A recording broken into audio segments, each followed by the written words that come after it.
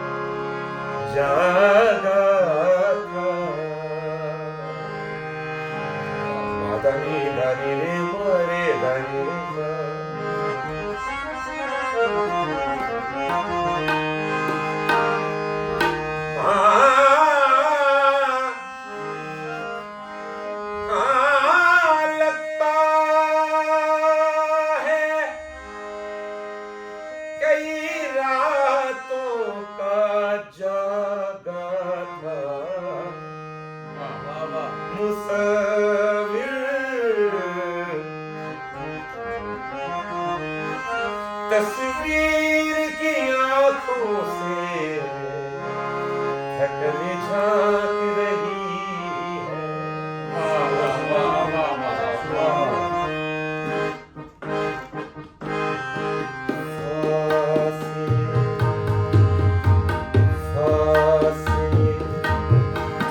ऐसे भी होंगे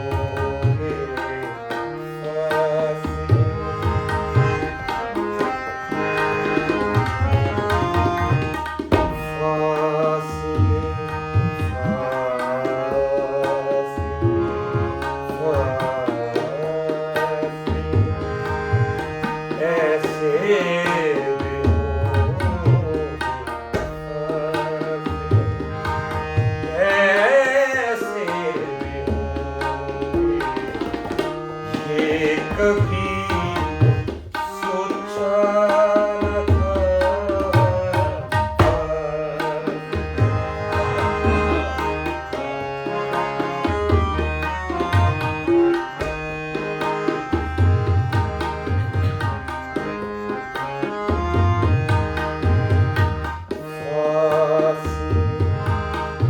ऐसे भी होंगे